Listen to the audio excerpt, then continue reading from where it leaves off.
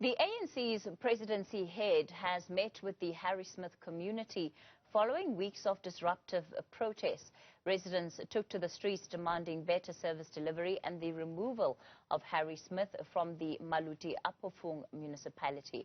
We're joined by the ANC's presidency head, Sibongile Besane. Mr. Besane, good evening to you and thank you for your time. Interesting that you've decided to hold this meeting there now.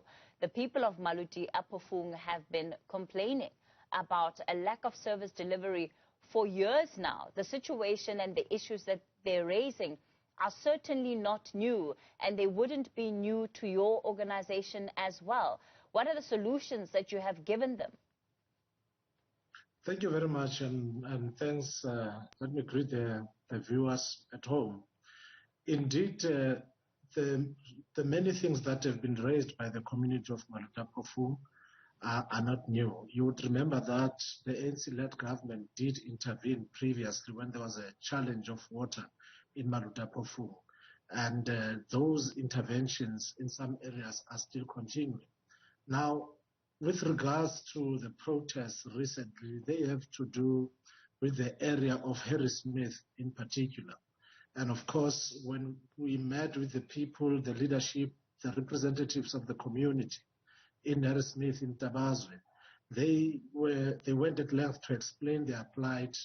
Amongst the most prominent one, of course, is the issue of them being de-linked from Maluti-a-Phofung. And this is inspired by the fact that the service delivery is not up to scratch, and they feel that they can be able to do a number of things themselves. Indeed, we are the first to concede, as we've done before, to say that there are things that we could have actually resolved differently.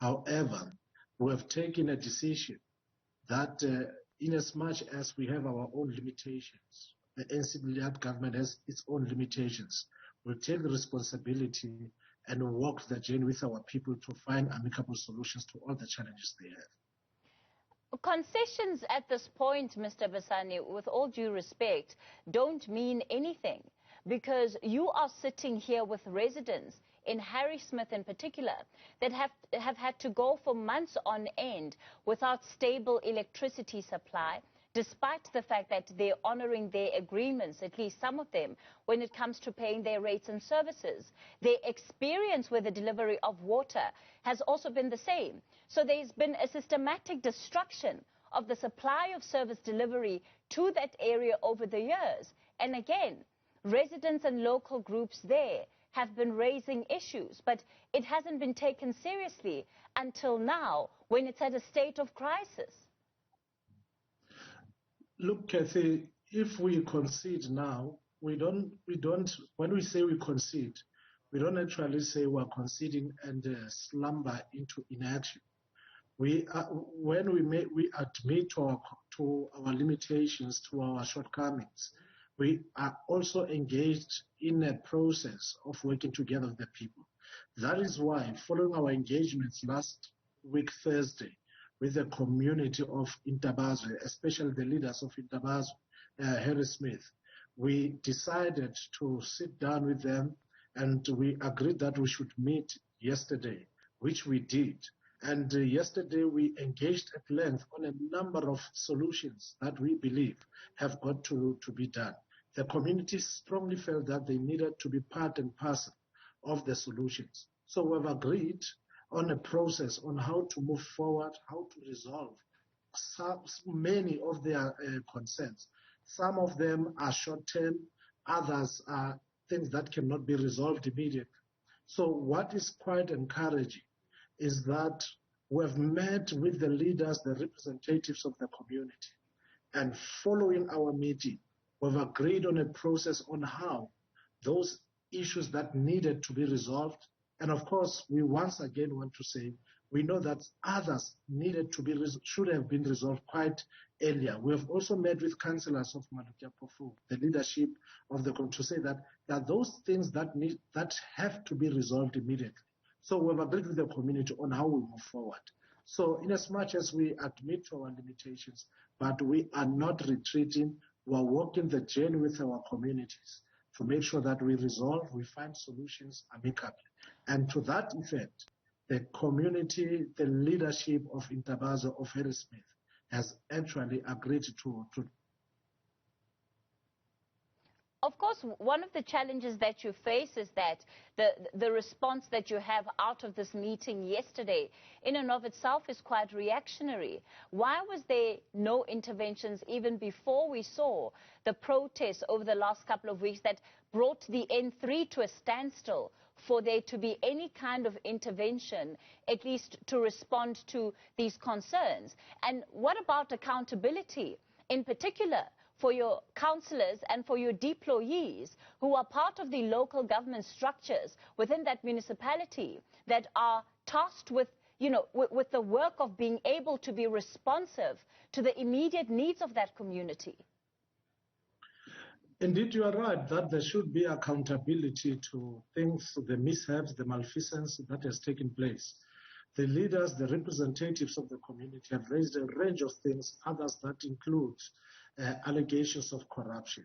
And we have made commitments, undertakings that all the issues of corruption and so on, they have to be investigated, and those who are responsible, they have to be brought to book. You would realize that under the stewardship of President Ramaphosa, every issue that relates to corruption is being given attention. So we are not going to leave any stone unturned on these matters.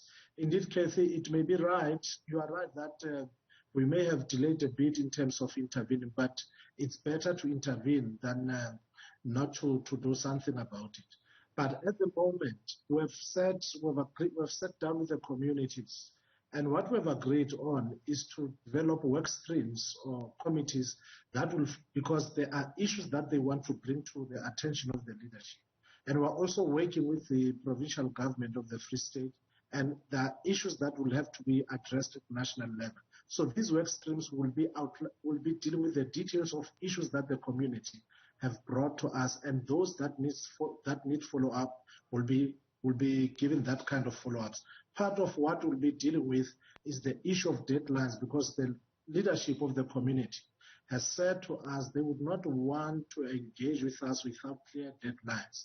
Secondly, they want written undertakings on things that are going to be done, and we've agreed to all those things. Ultimately, whatever promises you make as a political organization, in as far as it relates to or concerns the delivery of these promises, it still needs to go through the local council. And, so how involved are they? The people that are responsible for this lack of delivery in that area, what role are they going to have in ensuring that the deadlines that you agree to with the residents will actually be met? Because in the first instance, it would have been these very same officials who ignored the plight of these residents. We move from the premise that Maluti-a-Phofung is an ANC-led municipality. Of course, there are other parties, and would not take them for granted. But the ANC is the one that is leading that municipality. That is why part of our approach as the ANC has been to engage with local municipalities, which we did yesterday. And in fact, from Thursday, after having met with the leadership, we've been engaging with them, because many of the things that were raised were forwarded to us, and we also forwarded to the municipalities. Our role will be to make sure that issues that we've agreed on are followed up in terms of the deadlines that we have agreed upon. So indeed, there will be accountability. The councillors, because they've been elected by communities, as the ANC, will make sure that they are involved. And as I said earlier on, we have been engaged with them even yesterday, the council prior meeting with the community leaders. Let's leave it there for tonight. The ANC head of Presidency, Sibongile Besane, thanks for your time.